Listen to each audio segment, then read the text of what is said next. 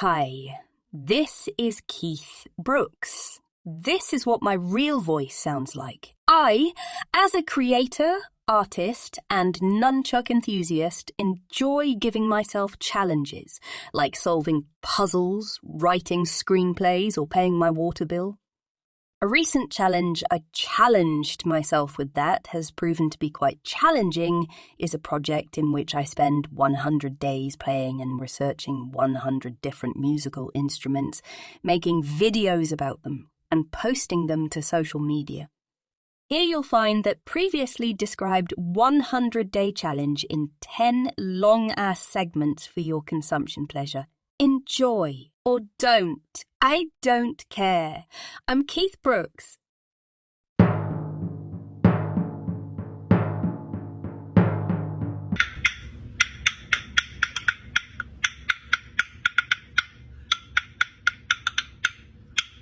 Hi everybody, thank you so much for joining. Today we're going to be talking about these motherfuckers. Aren't miniature Screama sticks, no. Instead, they're what are known as clave. Sentence is going to get a lot more complicated as we go. It's arguably one of the single most important instruments in world music. It's sort of insane. And it's just two fucking sticks that you hit together. Directly struck into your phone, it is a clapper. We've talked about a couple of different clappers already. And the origins of them are kind of unknown because it's just fucking sticks. Now, while versions of this instrument exist all over the world, the popular name is clave, the Spanish name that we get from the Afro-Cuban music. In Spanish, the word clave means the key, but not like the key to unlock a door, but like the key to a puzzle, or like if you're trying to decipher something, here's the key that I need to understand. That kind of key, or the heartstone is what I know it as. What is it called? Keystone, I guess, might be what it's called in a lot of places. Like, you know when you see an archway, and there's like that centerpiece that holds everything together? That's a clave. That's what that is called. Let's talk about how you actually play this instrument. But a lot of people think you just play it like that, but that's not true. What you want to do is you want to create a resonator cup with your hand as you play the instrument. So holding one stick, I'm holding it by my fingertips and my thumb, resting it on the fat of my hand, so it makes a little cup beneath it. So when I hit it, it sort of bounces around the sound, right? Same way, I don't know if you were poor and couldn't afford speakers for your cell phone, but I would put my cell phone in a box or like the sink, and it sort of resonates around. The same thing is applying right here. So this is open. Now, if I grip it, close. Clave is not just the name of the instrument. It's also the name of what I'm playing. Same way that like a spoon can spoon something, it is not only a noun, but it's also a verb, or the edit can have an edit to it. It's the name of the rhythm that we are playing. Rhythm of clave originates in Africa, and sub-Saharan Africa specifically, and can still be found in massive amounts of their music. Migrates to the Caribbean perhaps a little bit, and we get a couple of different types of clave. The most two notable from Afro-Cuban music are the son and the rumba. These sort of serve as the background, the backdrop, the spine of all Cuban music. Then ostinato, which we talked about earlier, is an Italian term for meaning repeating, unrelentless beat that happens, often played by these themselves, but sometimes by drums, all sorts of stuff. It doesn't take a clave to play clave. You could play clave on drums, on guitar, on piano, on anything, as long as you're pumping out that same rhythm. So we're going to go in 4, thus making this a duple-timed clave. There's also a triple-timed clave, which is more of an African thing, but we'll sort of talk about that in a minute. If my count is 1 and 2 and 3 and 4 and, I'm going to hit the clave on 1 and, not on 2, on the and after 2, on the and after 3, and on 4. So 1 and 2 and 3 and 4 and 1 and 2 and 3 and 4 and 1 and 2 and 3 and 4 and 1 and 2 and 3 and 4 and that is the basic pattern of percussive drive for son clave. It is the driving force behind the vast majority of Afro-Cubano music. Clave play the clave, which is a part of the clave. third clave, often referred to as the clave matrix, is the idea of how the rhythm pattern permeates through the music and all instruments. It's kind of like the force, but rhythmically. And there are three branching different musical theories about how to operate within the clave matrix. The first one is the Cuban version. It separates the idea of something like the son clave into two sections. One is the forward section, one is the object section. One part drives the song, the second part staples the song. Divide that in something called 3-2. Our first three beats are our drive forward, our second beats are our grooves. Afro-Cubano tradition, the idea of the clave matrix is a push and a pull. Even you can look at the dancing, like some of the idea of I'm going back, I'm going forward, I'm coming back, I'm going forward, I'm coming back. That sort of fits with that rhythm structure that's happening. The second concept about the theory African version. While I was able to count the Cuban clave in a duple meter, oftentimes the African, almost all times, honestly, the African meter is more of a triple meter. So it's either like 12/8 or 6/8 or something like that. It's a little bit different, but is the basis for all of the other claves that we can play. The idea of the theory that you pick a section of the divide. We'll still call it 3-2 for now. In order for me to play a polyrhythm within this, I have to play, and for it to still sound good and make sense within the rhythm of the song, I play the opposite of what rhythm section I'm in. So if I am in the 3 section, I play a 2. If I am in the 2 section, I play a 3. It is about knowing what part of the structure of the song I'm in and playing against that so that it all resolves later. The third school of music theory involving the clave matrix is the American school of thought. Now this comes from Afro-Cuban jazz. Now that name, Afro-Cuban jazz, represents 3 major contributions from 3 different cultures. 1, the African culture, 2, the Cuban culture, and 3, jazz, that's American culture. Have their own spectrum of music and ideas that they bring with them. The American concept, where our idea of syncopation and swing is a little bit different than those ideas elsewhere. So the American concept of the clave matrix changes to be a mathematical experiment. Remember how in the Cuban version, we had the 3-2 breakdown. The 3 is the drive, the 2 is the settle. The American version changes that. So instead, we have a 3-2-2-3, 3-2-2-3, adding a whole other component to it. So instead of just drive, settle, drive, settle, drive, settle, it's now drive, settle, settle, drive, settle, settle, drive, settle, settle. Part of the African theory of it also says you can't escape the clave, which sounds like a fucking weird-ass horror movie. Coming to get you with rhythm. One of the notions in that theory is that the reason that rhythmic pattern is so prevalent all throughout the world is because it is innately within us. That certain natural sounds and natural rhythms have effects on people. The same way certain food is said to be an aphrodisiac, there's certain sounds that are supposed to have the same reaction, or certain sounds that are supposed to make us afraid, certain frequencies, and perhaps certain rhythms. Look, the Mayans believed that everything was about rhythm, timing. That's why the Mayan calendar broke everything down from, measuring not only the stars and the days, but menstrual cycles and our breath itself. Because rhythm is nothing more than mathematics, and mathematics compose the universe, it might make sense that we have a natural harmonic rhythm that we are all attracted to. And a huge supposition by ethnomusicologists is that that rhythm is clave. I want to hear some great music using this instrument. I have 2 recommendations. One for the actual instrument itself, and one for the concept of the clave. First one for the instrument, the Beatles. And I Love Her. Go listen to the song. You're going to hear this in the background the entire time. The second one, I want you to listen to Perez Pedro, Mambo No. 5. You know that song, A Little Bit of Monica? That's a remake. The original song doesn't have those lyrics, but it's a banger. It's a jam. Definitely. Go check that out and hear the clave in action. Listen for the push and the pull. Thank you so much for joining. You are the chosen one, day 71 of 100 days of musical instruments.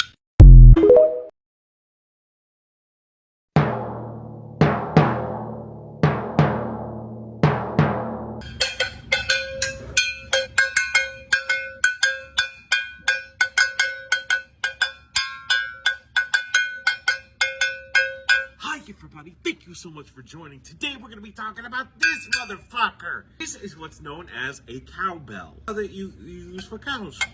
That's what it is. It is an idiophone percussion instrument that you strike with a stick. I'm specifically using a drumstick, but you can strike it with any sort of stick. Musically, these are used for all sorts of types of music, whether it be Latin music, rock music, classic music, reggae, all sorts of stuff. The name suggests it finds its origins within cows. Cows created this. That's not true. It's not within cows. Cows don't have a secret bell hidden within them. Rather, through the practice of herding animals, people used to put bells on the animals so they could hear where the animals are in big open fields. The notion of tuned bells, often referred to as alpine bells or Almglocken, the original name for it. Alm is German for like field. Glocken is bell, like glockenspiel. Have a clapper inside of them still so they can do the classical sound, because cows can't hit the sound with a stick.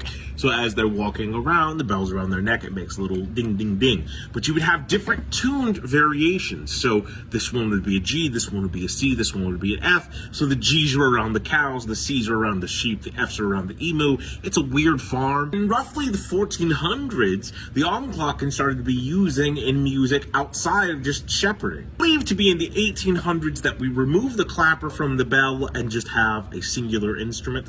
Now, you can still find it either way, a cowbell with a clapper, but at that point it's called either an alpine bell or an Almglocken, or the cowbell itself without the clapper on the inside. Playing it, there's a couple of different nuances to it. You can just hit it, right? That's something called a loose grip. Tight grip, open grip. But also notice when I'm hitting it,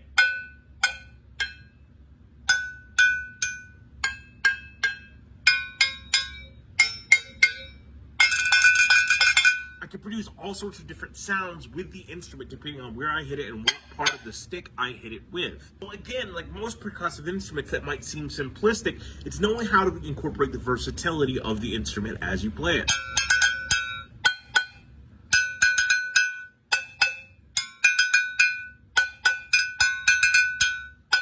You can also use a bow to bow against this instrument to make a sound. A lot of different options here. So this is like a little cheap first act one. But you could get super expensive cowbells, or you can just like go talk to a cow, see if they have a bell for you. If you want to hear some great music using this instrument, I can easily recommend two songs. Blue Oyster Cult, Don't Fear the Reaper, obviously. That's the big one.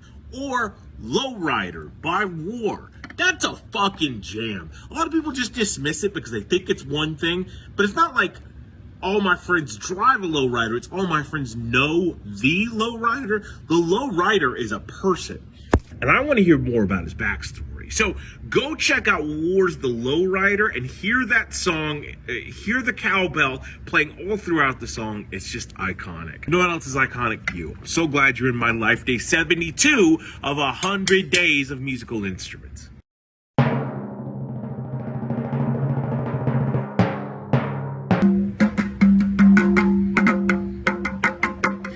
Everybody, thank you so much for joining. Today we're going to be talking about this motherfucker. This right here is what's known as a Bayron. It's not spelled that way. It's actually spelled more like B-O-D-H-R-A-N, but pronounced Bayron. It is a frame drum, an idiophone, a membranophone, hailing from Ireland itself. This is a souvenir version. The actual drum tends to be a lot larger. It alters the way you play it. I can't really play this the way I'm supposed to. You're supposed to sit while you play the instrument and tuck part of it under your arm. So when you strum it, it's right here, and part of your body is dampening the sound of the instrument. But we'll talk all about that in a second. A lot of people will claim that the Bayron as an instrument, a drum instrument, which there are tons of different types of instruments like this across the world. The, I think it's Iran has a version called the Daf. The Cornish have a version called the Crowdy Crony. Iran is probably the most famous version of the instrument. A lot of people will say that it predates Christianity as a part of Celtic arts, ritual, and lifestyle. It's totally the possibility that that's true. We just don't have the historical evidence to support that. First mention of the word Bayron occurs in the 17th century and is used to describe a sieve. Something like you filter corn and stuff through, like, or for cooking, or for mining for gold. And you can sort of see how this would sort of tend to be something like that, right? It's in the 1800s that we first get a depiction of what many would say is the Beiran. It's a painting of a Halloween party at Samhain, and at the Samhain party, someone is holding an instrument that looks like a Beiran, except for it has jingles on it, making it a tambourine drum, but just a really fucking big one. In truth, for the vast majority of the 20th century, that's what the instrument looked like. When people were trying to make their own versions of the Beiran at home, they would attach pennies to it to make that jingle and that jangle. In the 1950s and 60s, the Beiran really escalates in popularity, because this resurgence of trying to find traditional Irish and Celtic music and embracing what was the past sort of escalates in the midst of what the Irish often refer to as the Troubles. The time period of civil unrest, civil war, elitism from colonialism, a lot of stuff happening. But in the middle of all this, there's this pursuit for an Irish identity. And this guy seems to be exactly what we're going to latch on to. There's totally the possibility that the Beiran existed in 500 BC. We just don't know. And that's partially because, A, we don't know a lot about the Celts. We know more about the Celts than we do the Druids, but we hardly know anything about the Druids. So chances are, if anybody ever tells you this is an ancient Druid tradition or an ancient Celtic tradition, it's not. You got an 85% chance that they're full of shit, because we have so little evidence of what those people actually believed and practiced. The reason we don't know half of that is A, a lot of it was never written down, and B, people fucking killing them all the time. The vast majority of the history of indigenous music is orally passed down. It is oral histories. The place where written musical notation escalated were only typically rich countries. Countries that benefited from colonialism and imperialistic views. England, France, Spain, Portugal, Italy, Germany, Greece, Rome. All of these massive empires, theories of art tend to generate. Why? Because they can afford to. The vast majority of their labor and of their goods are being produced by another group of people, so they don't have to worry about those things anymore. It's in these corners of the world that we start to see art rising as a profession. That's not to say we don't have professional artists in other parts of the world and other cultures. Their view within the society is drastically different. Wealthy get to afford artistic theory. The poor have artistic theory, but just through implication, not writing it down. Imagine this instrument was a lot larger. It's just cold in here. That's all it is. Notice that the back of it has a crossbar. Not all of them will have crossbars, but some do. It's a lot larger. I would be sitting in a chair that would make me upright. I would tuck the drum under my arm, right? Then my hand would slide in, giving me the opportunity to either put my hand completely against the skin of the drum to mute it, or at least dampen the blow. Or my hand would go over here, cupping it with my thumb just resting to give it some sort of like structure to it, right? This is called the tipper. As opposed to like a regular drum, the way we play this, I take the tipper, I hold it like a pencil. This is very the County Kerry sort of way of playing it, right? Now, if this is the 90-degree angle, if this is 180, I'm gonna go somewhere right in the middle. And as I do it, I want to act like I'm painting the drum. In Irish music, specifically Irish dance music, there's something called a reel, spelled R-E-E-L, like what you see on TikTok. And a reel is a 4/4 dance song within the Irish musicology, right? Much like our conga and our clave, the reel is constructed of a repeating rhythm, kind of an ostinato sort of thing. And it can be very simplistic. We have 4 counts of 4 is what makes a reel. So 1, 2, 3, 4. 1, 2, 3, 4. 1, 2, 3, 4. 1, 2, 3, 4. Like the clave is subdivided, a reel is subdivided by reels. So 4 counts of 4 equals a reel within our reel. Does that make sense? Cool. So one reel would be 1, 2, 3, 4. 1, 2, 3, 4. 1, 2, 3, 4. 1, 2, 3, 4. Now, in that reel, I can change up that beat. So 1, 2, 3, 4. 1, 2, 3, 4. 1, 2, 3, 4.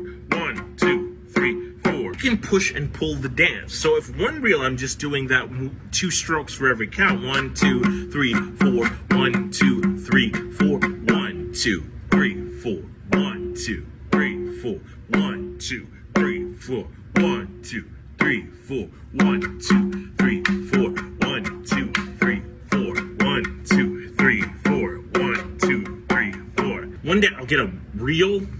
It's a super fun instrument. Every single year in County Kerry, Ireland, there is a competition to see who is the best at playing the Béarán. It's a world international event that has the Irish heritage all over it. It's absolutely incredible. If you want to hear some great music using this instrument, I highly recommend you go check out a band called Fluke. They are an Irish band that play traditional music that is absolutely exceptional. Oftentimes I think it's a fiddle player, a guitar player, a flute player, and a Béarán player. And it's just awesome to watch. You're awesome to watch. That sounded creepy. Day 73 of 100 Days of Musical Instruments.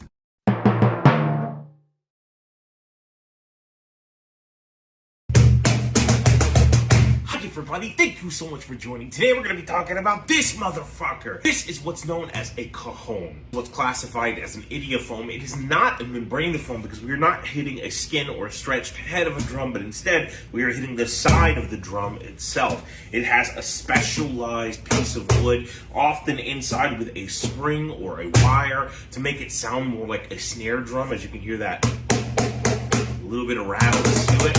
Cajon is an Afro-Peruvian instrument that was created in the mid-1800s by African slaves that were brought to Peru. The word cajon is the Spanish word meaning box or shelf. There are two theoretical origins about how this instrument comes about. There are other box-shaped instruments from West Africa that many believe that African slaves just brought the idea with them when enslaved. That notion, and an often spoken of theory within Peruvian ethnomusicology, is that the instrument started off as the shelves, trays with which slaves would carry fruit. A third potential theory about the origin of the instrument has to do with the poor treatment of the slaves. All throughout history, we find stories and tales of slaves finding ingenious ways to go around the rule set and the harsh ideas that were placed upon them.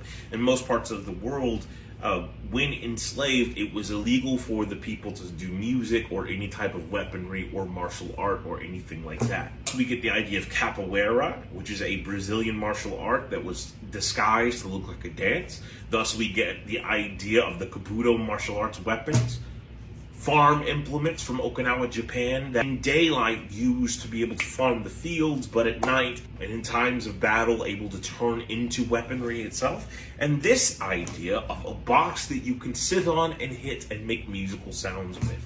In Peru and in the time of slavery, music was outlawed for anybody of African descent to play. Why? The idea of the talking drum is an ever-prevalent concept and something that enslavers were constantly afraid of. The talking drum is something I don't have, but it's a simple idea that we've kind of touched on a couple of times before, in the sense that Africans had used for generations and centuries the idea of music to communicate messages across long distances. One of the great fears was slave people would organize through music itself. Music can give people happiness. It can give people hope. Every form of slavery, intention was never to keep a docile people down, but instead to cripple them at all times with oppressive strength, to not allow anything to foster or grow. Even in America, spirituals that people always talk about, those were banned. You could be shot for singing one of those. A laugh was illegal for a slave. Think about that. Think about how fucking crazy that is. That a person laughing was punishable by death. This instrument became a prominent thing amongst the Peruvian African community. By the 1970s, it had developed to being a symbol of what it meant to be Peruvian and black. This was a part of that identity. Also in the 1970s, that a Spanish flamenco guitarist first heard the sound of this instrument and took it back with him to his homeland of Spain. And from that, the seeds of international recognition were planted, and the instrument just sort of started growing up and showing up everywhere. In the early 2000s, it was named as one of the Peruvian heritage icons, a symbol of the country's identity. Tondero, Peruvian waltz, rumba. A lot of acoustic players will now incorporate this. A lot of rock bands, this substitutes for a bass drum for a lot of people, or at least a bass drum and a snare. Or people will play it and they'll attach cymbals to their feet, or jingles, or anything like that to give a full drum sound. It's absolutely fantastic. One of the things that a lot of people do mistakenly is they feel they have to reach way down here to hit that bass note, but it's much more easily divided. You snare sounds, trap sounds, a little bit more, and there's your bass. Also, if you want to mute a sound,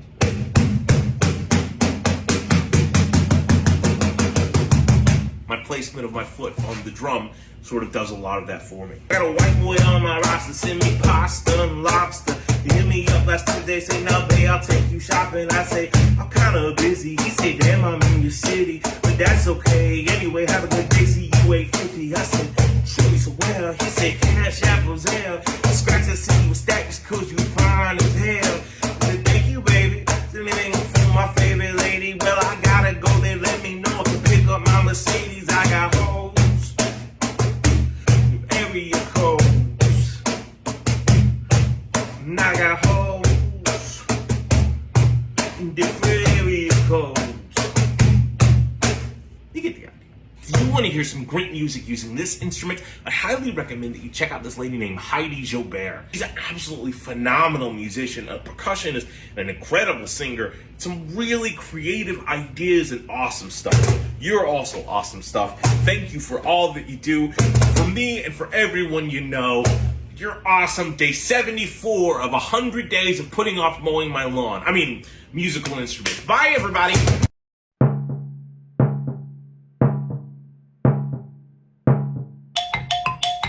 Thank you so much, everybody, for joining. Today, we're going to be talking about this motherfucker. This right here is what's known as a balafon. It's a member of the xylophone family, and like Vin Diesel says, it's all about family. You'll notice why it's a member of the xylophone family, because it has wooden keys here, but in addition to that, resonators on the bottom. They're calabash gourds at the bottom used to reverberate the sound of the instrument. It is a diatonic instrument tuned in a heptatonic scale. It is of African origin. It is believed to have originated in the 12th century CE as a part of the Mali Empire. We already sort of discussed a couple of elements of the Mali Empire before when we were talking about, I want to say the djembe, maybe? It is a struck idiophone and is very similar to a lot of other instruments that exist within this world and this family. Very similar to what the traditional xylophone, to the marimba,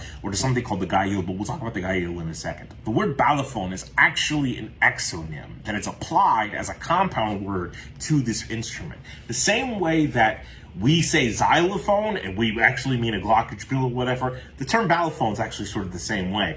When we actually break down the words in the Mandinka language, bala means the instrument, phone means to play. So balafon, it's to play the bala. That's kind of the breakdown. But the bala is a very specific version of this instrument. It's a large-ass version that has more bass sound to it. This is a little bit higher in pitch. It would actually be referred to as a balafini. If I were to play it, balafini phone. That's what I would say. I am playing the balafini. Make sense? Like I said, variations of this instrument exist all throughout African culture. There's an Igbo version of it, which is just one giant fucking note at a time. So when you're playing it, it's one person striking it. And in some parts of Africa, the variation of this instrument is just a musical instrument divorced of any religious purposes. But however, in some aspects, in some parts of Africa, it is a very sacred and religious instrument. In fact, some cultures, mainly in the Mandinka ethnicity and heritage, this is a funeral instrument. I already mentioned a different variation of this that's really popular called the gaïl, which is popular in areas like Burkina Faso. And it looks almost exactly the same, except for the chimes and the gourds are a little bit closer together, so that when you strike it, it has a vibration noise. Think about when we were talking about the Imbiras Vatsazimu, and that edge at the end where it just would reverberate anytime you would hit a note, those little coins. That same idea applied to the instrument. And it's a very popular instrument within that area of Africa. But it's also really popular in Cameroon. And in Cameroon, it's associated with a specific type of music called bakutsi.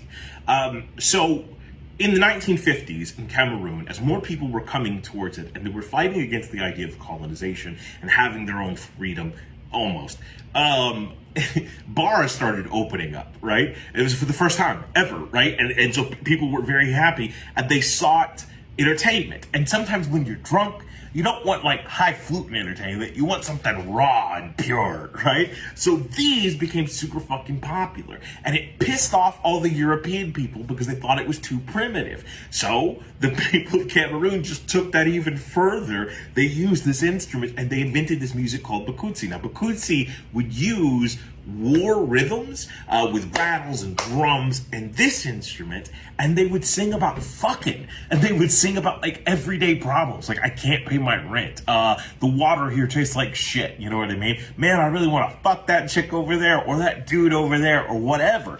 And so Bakutsi became this rebellious sort of music bred out of Africa, mostly sung by women, that just was about saying fuck you to all the European people while simultaneously expressing something that felt more realistic. And this was part of the backdrop. Eventually you would add electric guitar, but as they would play the guitar, I think this sort of change happened in the 70s, they would put cotton and cloth on the electric guitar strings to make them sound a little bit damper, to sort of replicate a buzz or a little muted sound like this has. We mentioned earlier in the Djembe video, part of its connection to Guinea and the Mandinka community there was a part of the caste system. And one of those caste members is something called the griot, right? So the griot is the poet, the praise singer, the literary genius, the jester, all of those things is what the griot sort of like represents. In that, there is a story of something called the Sosobala. Kind of like when we were talking about the Zills, since it is a caste system there within the Mandinka community, you are born into that caste system. So everybody in your family will always be that, right? So if you are a family of griots, you will always have more griots. And griots are known for three main instruments. This, lute, and the ngoni, which is like the predecessor of the banjo. We discussed that when we talked about the banjo. Sosobala is said to be the original version of this instrument. So the legend says that in the 1200s, it was created in the Soso Empire in Guinea, and a griot broke into the palace because he was just mesmerized by how beautiful the sound was. Only one person had ever played it, and it was the emperor, the ruler, the king. So this griot broke into the palace and started playing it and got caught. And it was like, I was just here to volunteer to be the person that took care of this forever. That's what I wanted to do. And so the king was like, okay, well, maybe it does need to be protected. So he gave him the sort of job. And then like 2 days later, another empire took over. And they like destroyed everything except for this. And so they said to the same griot, you still want the job because we're going to make your family forever be protective of this instrument. And that's the legend, that instrument still exists to this very fucking day. That one from the 1200s. And whether that's true or not, the instrument is really fucking old. And it's this beautiful sounding rich instrument that they play at festivals all the time. And it's protected always by one singular family that is within the griot caste. And so that's kind of an amazing little legend around it, right? Even in Senegal, the name of their anthem is Pinsetuvo Kora Frappe le balafon, strum your kora, which is lute, and strike the balafon. Like, that's the name of their fucking national anthem. In Mali, they have something called Triangle du Balafon, which is like a national competition that happens every single year. This instrument is something that is revered, not just because it has a cool sound, but it's a part of African history at this point, right? With so much African history has been lost to the decimation caused by outside forces or even internal forces, this has stuck around. And it seems like so many different parts of African culture have developed their own, have their own variation of it under a different name, but it is a common idea. And it's just a fun little instrument to play.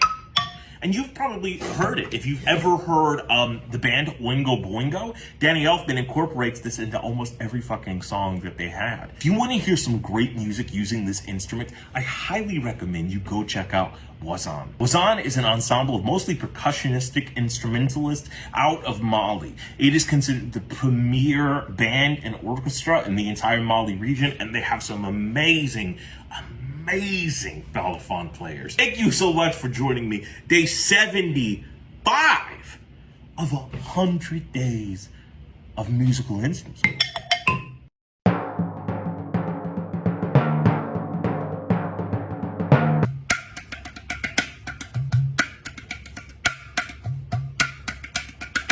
Hi everybody, thank you so much for joining. Today we're going to be talking about this motherfucker. This right here is what's known as a gatan. It is a heavy ass pot. This instrument hails from India. Specifically, this variation of this idea comes from a southern state of India called Tamil Nadu. Tamil Nadu is the 10th largest state in India by size, 6th largest state by population. That's Wikipedia information. Yay! The concept of this instrument exists all throughout India, whether it be in Punjab where it's called the Gada or in northern India where it's called the Magda. It is an ancient Indian instrument. The oldest version that we can find dates back to roughly 500 BC.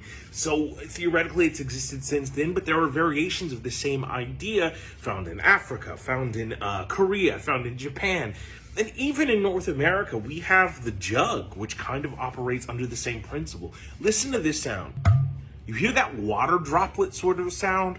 It seems like cultures all over the world have always been fascinated by that sound itself and found ways to incorporate different elements of that into specific instruments. Now look at this guy.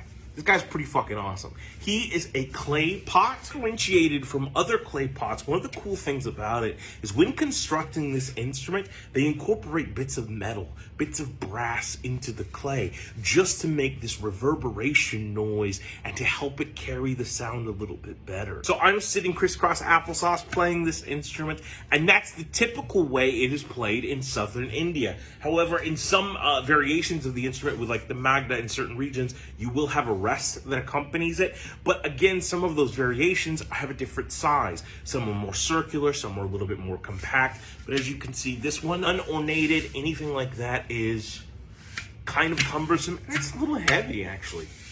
Sometimes you'll have amazing performers that when they're playing, they'll throw it up in the middle of a performance as sort of like a wow aspect to it. I wouldn't do that because this thing's expensive and it's heavy and I don't want to break it. So there you go. Now, it is a percussive instrument. It is an idiophone. It is not a membranophone because we are not touching a membrane or anything like that, but we are striking the instrument itself. When I'm playing it, the typical way to play it, or the traditional way I should say, is with the mouth of the gatan. Now, notice that it is sort of like at a slant to help add a specific element of sound to it, but that mouth is faced towards my abdomen. Now, I can alleviate it so I can use that sound, but it provides more surface area for me to play. And notice how every single spot I hit produces a little bit of a different sound. And remember when we were talking about the tabla, we sort of broke down the way that a lot of Indian music is played and thought of. Remember that the vast majority of indigenous music across the world is not notated. It is passed down orally. And so a different idea of structure of how to play these instruments is often incorporated. When we were talking about the tabla, we talked about the bowls. Bowls apply to this instrument as well, but it is an entirely different system of bowls. Think of the word bowls itself as a synonym for system. Make sense? Cool. So let's learn just a couple of the bowls. We're going to learn 4 simple bowls here for this instrument and sort of talk about how it incorporates and allows us to do certain things. If I'm holding the instrument like this, my thumb's under the opening, it's tilted back towards me. The first thing that we're going to learn is ta. Now ta is going to be the index finger striking the pot. That's it. That's ta. Ti, the other finger of my left hand striking the pot. So ta, ti, ta, ti, ta, ti. Got it? The third one is going to be ga. Ga is going to be these 3 fingers striking the pot. So ta, ti, ga. Ta, ti, ga, ta, ti, ga, ta, ti, ga. Now the fourth one is going to be ta. Now ta is going to be these 3 fingers striking the pot. So ta-ti-ga-ta. Ta-ti-ga-ta, ta-ti-ga-ta, ta-ti-ga-ta, ta-ti-ga-ta. Now see, just by using that, I can sort of create a rhythm. It becomes the way I translate how to play those specific songs and those specific rhythms and everything I'm trying to do. Now, this instrument is often incorporated with other instruments, playing in sort of an ensemble routine, or you can see it done as a solo instrument. Either way, it's just such a fucking fun sound. I love this guy. I think it does also incorporate this idea of forceful gentility. And by that I mean, like, you have to hit this motherfucker kind of hard to make some noise, right? And so it does create like a different level of callous and a different idea, but you still have to be able, within that hardness, to control a dynamic. Because if I want to play soft, not the same way I would play another instrument soft. It's a little harder still. So understanding the dynamics of what this instrument requires, but also understanding I can't just beat the shit out of this thing or I will fucking break it, right? So finding that middle ground, I think, is a super cool aspect to this guy. It's really a fun thing to do. Now the idea too is that when we're playing, we want to be playing exclusively with this section of our hands and anything from here up, not that. You can make that noise, and you'll see a lot more of Westerners doing that, but the delicacy of it is basketball area. So I think of it the same way whenever I teach somebody piano, it's you attack the piano the same way you would hold a basketball. My palm's not touching a fucking basketball when I'm grabbing it, when I'm catching it. It's when I'm dribbling it, right? It's here. It's this control, this gentle control. Again, it's like the same idea of gentle forcefulness. That same aspect applies here. I could touch this with my palm because it makes it easier to move and maneuver and all that stuff and get around.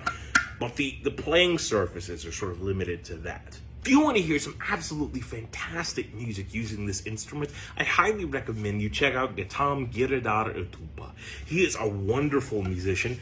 Puts the instrument's name right in fucking as his first name. He has a YouTube channel, he has a Spotify thing, all sorts of stuff. But he is phenomenal to watch and to listen to and to see how he finds all of the nooks and crannies of what this instrument does. You know what I mean? It's almost like there is something very unique and a wonderful experience about knowing your instrument, about knowing exactly where to touch it to make a specific sound that differs from everything else.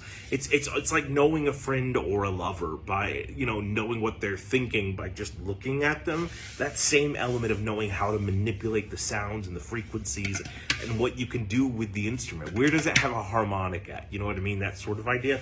I just absolutely love it. And watching this guy, he's just a fucking master. Because half the time he has his eyes closed and he's spinning the instrument to hit it at a certain spot and then coming back. It's just, it's stunning to watch. And you are as well. Look, I'm so fucking proud of you. If no one's told you today, you're out there in this hard-ass world that's tough and you're doing great things, man. You should be proud of yourself as well. Day 76 of 100 days of musical instruments.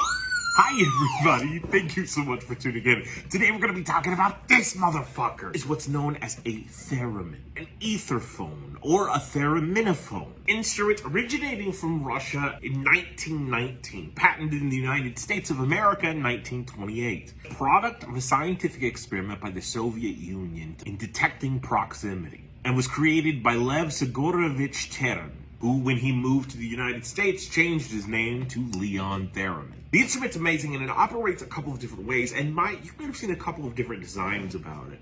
But people often cite this as being an antenna, but it's really not. It's more like a sensor. It's detecting when something is close to it, right? And by doing that, it emits a frequency out. It is plugged into an amplifier for a guitar. They build it at home kit version of the instrument. Back in the day, these things were fucking huge, and you would normally have two different sensors. One sensor would control the pitch and one sensor would control the volume. So I would go up here on pitch and I would, go down here to lower the volume, this to make it louder, that sort of idea. Some of that has now been replaced. In this version, we strictly just have a box, and it allows me to play sort of on both sides of the instrument to dampen it from over here.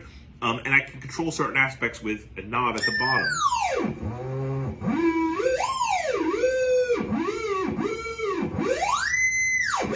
So I can play with the pitch down there as well. An interesting story, the history of this instrument. Originally invented in Russia, when they came to the United States to patent in 1928, and known as theremin, would then go on to sell all commercial rights of it to RCA. But RCA would take a little while in trying to figure out how they wanted to roll the instrument out. Unfortunately, it would take about a year before they mass-produced the instrument. And the day it happened to start selling was the day the stock market crashed. So during its first few years of infancy, especially into the 30s, it was seen as an instrument for the rich and the elite. There would be demonstrations and tours all over the world, but the only people that could afford it were those that were rich, still affected by the Great Depression and the stock market crash, but not as affected as other people. So for roughly 10 years, the instrument is seen as a high-class instrument, something that only the elite can afford and the elite enjoy. Almost instantly, classical music starts to be written for this instrument. In 1939, however, its inventor, theremin himself, disappears. He leaves the United States, and there are two conjectured theories about why he does so. First is that he was in crippling debt here in the United States, so he went back to Russia. And the second is that the Russian agency that would eventually become the KGB actually fucking kidnapped him and put him into something called a shkarashka. A shkarashka was a scientific lab held in Siberia that was like an enslavement camp, but dedicated towards scientific breakthroughs that would help the Soviets beat everybody else. But 30 years after his disappearance, he would reemerge back in the United States, but now his instrument had taken on a whole new life. In the 1950s, it became heavily associated with science fiction films.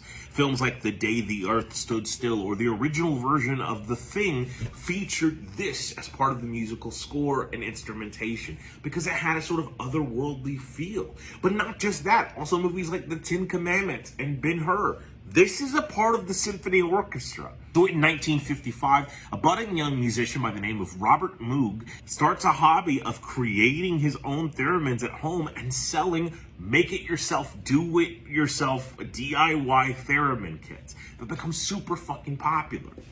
Eventually, Robert Moog would invent his own electronic synthetic instrument called the Moog. The instrument would continue to develop and be involved in all sorts of types of music, from rock and roll to jazz to experimental, obviously.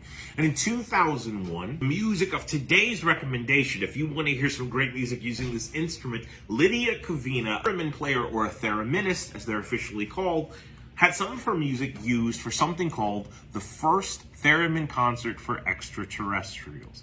In Crimea, a center for researching the possibility of the existence of extraterrestrial life and intelligence sent a concert to outer space, hopes of it finding alien life. America would later do a similar thing with the Across the Universe message 7 years later, but the first concert put into outer space were 7 songs played on the theremin. Lydia Kavina was one of the musicians who played.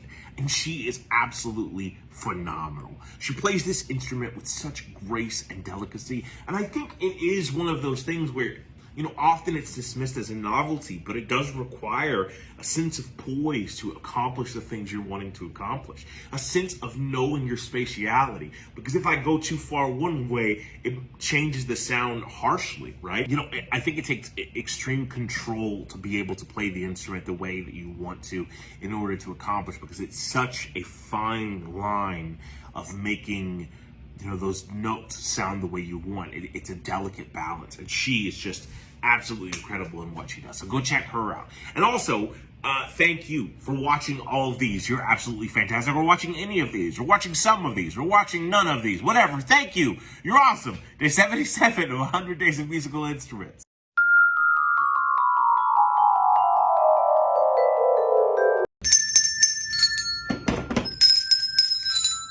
Hi everybody, thank you so much for joining. Today we're going to be talking about these motherfuckers.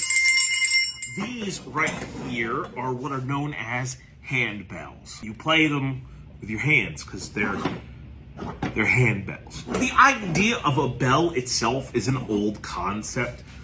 One that's really actually hard to define where it starts. We sort of talked about the bells a little bit when we were talking about the agogo and when we were talking about the cowbell. The handbells themselves as a musical instrument trace their origins back to England in 1696, created by Robert and William Coors, two brothers that created bells for horse carriages as part of decorations for it. It's unknown why, but somewhere between 1696 and 1724, they decided to divorce the bells from the actual horse carriages and make them solo bells, originally with leather straps. So you play them with leather, and then they also, the clapper, which is the thing on the inside, would also have a leather partition to it as well. In this evolution, striking a different form of clapper that just wouldn't ring all the time, but would have to be forcibly rung, right? So with intention, and also refine the sound that their bells made. And these bells became really popular with something called change players.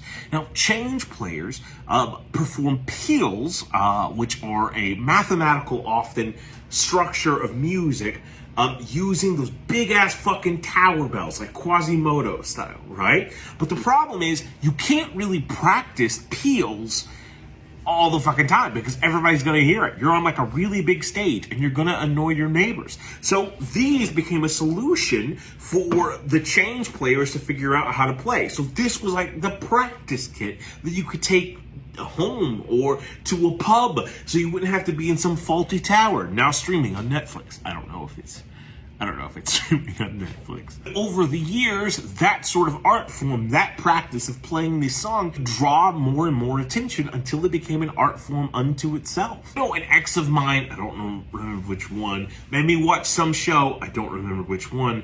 I want to say New Girl, where somebody got involved in handbell choirs, using, and they had to like wear gloves and everything like that. And part of the reason that happens is to protect the brass that the instrument is generally made out of. Now, I got a cheaper version like on Amazon that's meant for preschoolers, but it still operates under the same principles. In England, they are referred to as handbell choirs. In the United States, we often refer to them as handbell ensembles. That's not the only differentiation between terminology. In America, we call these English handbells.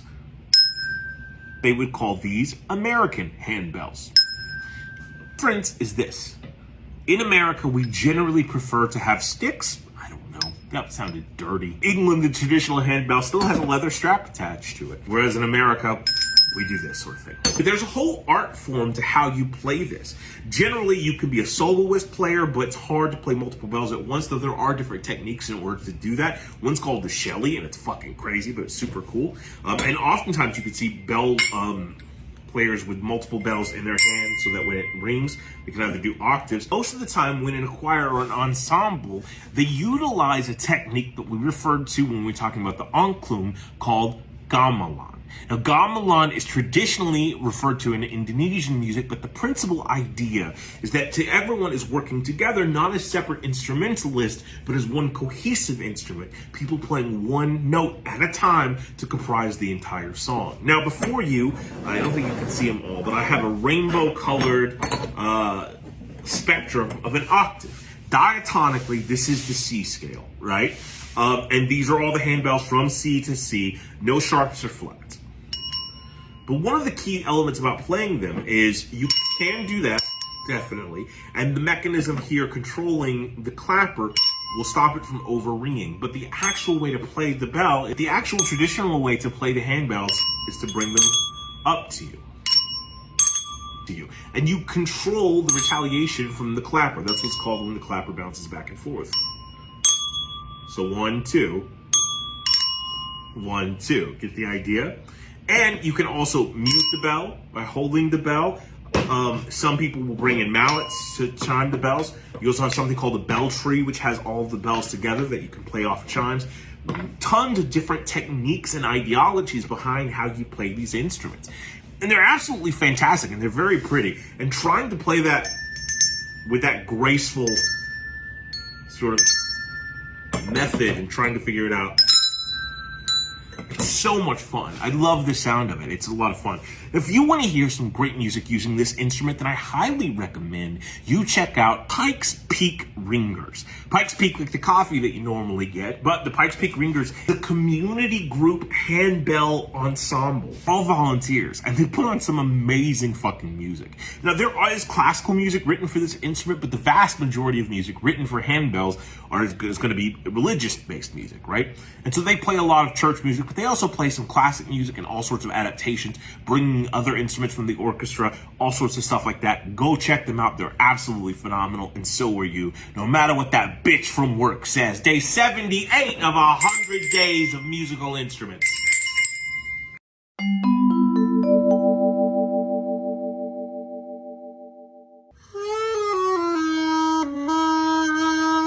Hi, everybody. Thank you so much for joining. Today, we're going to be talking about this motherfucker.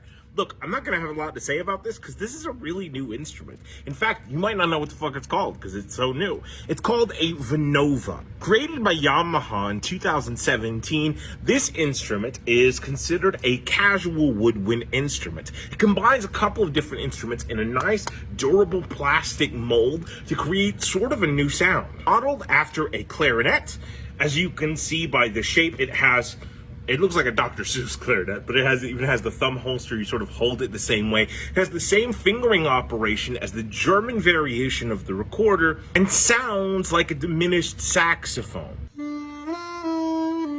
It uses a synthetic reed to replace the wood or the cane reeds, and it's kind of interesting. It's kind of cool. It doesn't have to be as wet as a regular reed. It does have to be still wet, but this is a single reeded aerophone. The interesting thing about the synthetic reed, at least to me, is it buzzes on my lips a little bit different than a regular reed does. It just has like a weird, almost warmer feeling, but not as warm of a sound or a full circular sound as a regular reed might, or cane reed specifically. But I do like the sound of it and the ease of playing it. It's a lot less complicated than something like a clarinet or a saxophone, but still produces an interesting sound. It's new for me. I just got it yesterday, so I'm still trying to figure out all the ins and outs of it. This interesting tube right here operates as a way to sort of attempt to recreate the conical sound of the saxophone, meaning a sound that sort of tubes around. That's what this is meant to do, and also acts as a spit valve. It's created by Yamaha. There are multiple variations. This is the regular. There's also a soprano and an alto version of this instrument. It's called a synthesized instrument. Now, that's a modern name for it. I kind of think it's utilized by people outside of Yamaha to sort of discredit this from being a real instrument. Tons of movement for instruments like this. And part of the thing is, it's kind of doesn't replace a saxophone or a clarinet or a recorder because the sound is not exactly the same. One of the things that this does combat is the price of those instruments. Music is one of those hobbies that if your kid gets into it, they will never be able to afford a house. Not because music doesn't pay, but just because music it requires to be paid for. It's so fucking expensive. All these instruments, lessons, recording studio time, all of that shit, it just costs so much money. So an instrument like this that's under $200 is affordable and an affordable alternative, right? You can still practice some of the key elements of those instruments, whether it's learning how to use a reed. I can put a regular reed in here, learning the fingering capabilities from the recorder, how to hold, how to play with musical dynamics. It's almost like the handbells in the sense that it's a practice instrument, but I think it, given time, it will develop its own, path. Yamaha has developed a lot of different instruments within this line, not just only of this instrument, but variations on synthesized flutes, synthesized clarinets, synthesized oboes, all sorts of stuff like that. If you want to hear some great music using this instrument, I highly recommend you check out Sundal Hong. Sundal Hong is a Korean saxophonist who has really taken up this instrument and started going on tour with it. And it's really fun to watch what he can do. But at the same time, it also shows some of the limitations that the instrument has. One of the aspects I really, really like about it is it can give you those off sounds, like Hear that like bend, that whine? If I'm playing that on like an electronic piano, it's not gonna have that same airy, sort of bend sharp, rough metal sort of sound to it. But this is able to accomplish that, and that's sort of fucking cool. Yeah, I totally dig it. Day 79 of 100 Days of Musical Instruments. Oh my.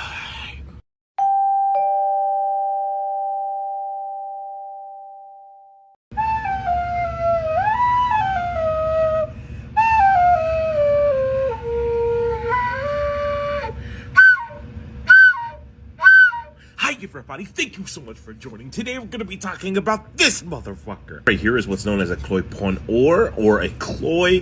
Cloi is also the name of the instrument family that this belongs to. This is a Thai instrument, a Thai flute specifically. Probably the most popular Thai instrument of all time. It originates theoretically in the Sukhothai Kingdom, which ranged from about 1200 to about 1500 AD. A heptonic scaled instrument, meaning there are 7 principal notes, but we can play variations of that and octaves above that. It is an aerophone, it is a woodwind, it is not a fiddle flute. It operates under some of the same principles. Most duck flutes or fiddle flutes will have the duct here on the front. This one has one on the back, but because of the way it operates, it does not operate the same way as the fiddle flute, so it doesn't classify the same way. Notice the peculiar mouthpiece at the top. This part of the instrument is called the dak, D-A-K. There is a back hole here, a finger hole back here.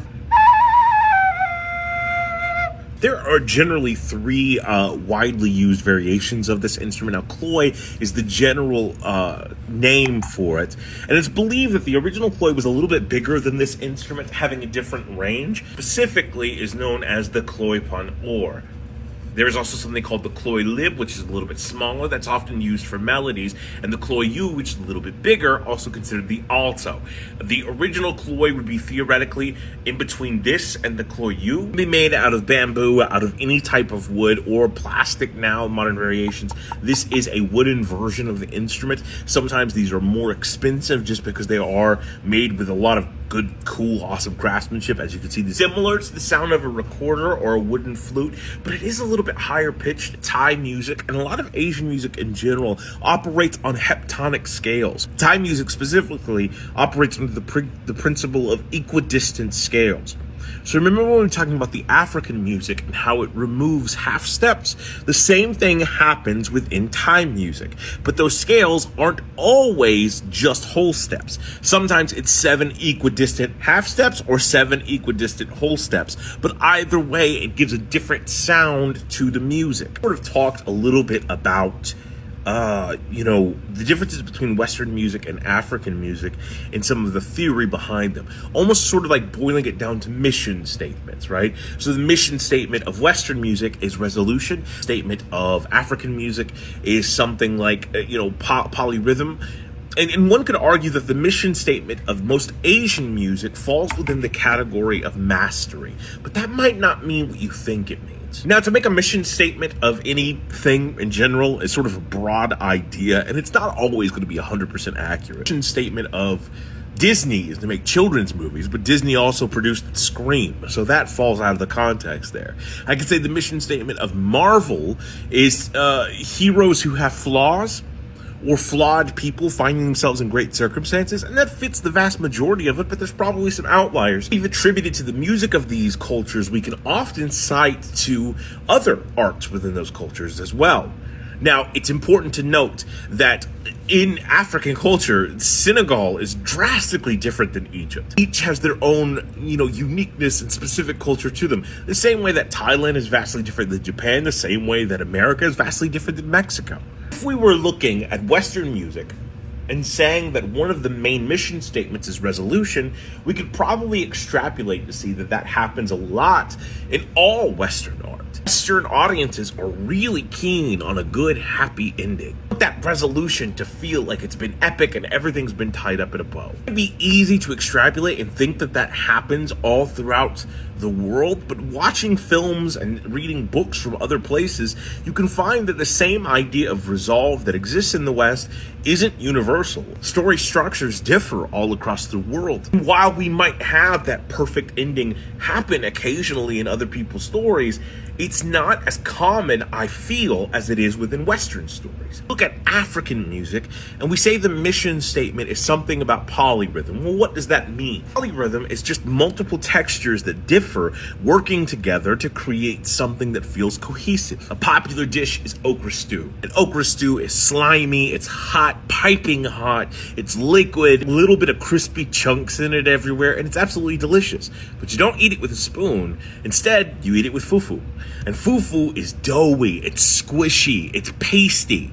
And those things all combined sound like a crazy texture overload, but they work so well together like polyrhythm, disparate ideas coming together to form something cohesive. Now, if we look to Asian music, the idea of mastery is not about becoming the greatest person to ever play this instrument, but instead to find your way, how you can operate within the restraints of the instrument. This instrument has a lovely sound, but it has a limited capacity and range of notes. And even on top of that, to hit some of those notes, it requires a certain level of breath control. The purpose of something like Kung Fu is not to make you become the biggest badass in the world. That's a side effect. The purpose of something like Kobudo is not to improve your health. That's a side effect. The purpose of these martial arts is to train yourself and discipline yourself enough to be able to perform those formations, those patterns, those forms, those styles, to learn those techniques and be able to become the water in the vessel of them. And the same thing often applies to Asian music. How can I operate within the parameters that this instrument gives me? And what creativity can I find there? And through that focal point, we find more melodic compositions. We find compositions that aren't refrained from, all right, now you do a solo, now you do a solo. Instead, we allow people to sort of expand their minds with what the music is capable of. Because of those natures and the removal of the rigidity of focusing on resolution and the removal of focusing on the polyrhythmic aspect, but instead wondering how these instruments can compromise with each other and still serve their function, Asian music often sounds extremely foreign to Western audiences. That mastery of function can manifest itself in a ton of different ways. Look at gamelan. We talked about that earlier. About mastering the style in which you are playing. In gamelan, mostly, especially when you're playing angklung, you're playing one note. Or one note holds everything else together. Look, I fell in love with Asian music like in the last couple of years, and some of the sounds that are so different to my Western ear. It's just incredible, some of the things that are capable with some of these instruments. If you want to hear some great music using this instrument, I highly recommend you check out a YouTube channel by the name of Dinda Ocarina. Now, the name has a different instrument that we're going to talk about later, but the musician plays that instrument a lot, but is a Thai musician that also plays this and does it extraordinarily. Absolutely beautiful music, absolutely amazing skill set. It's wonderful to hear what they come up with. And I can't wait to see what you come up with next either. Day 80 of 100 Days of Musical Instruments. Oh my God.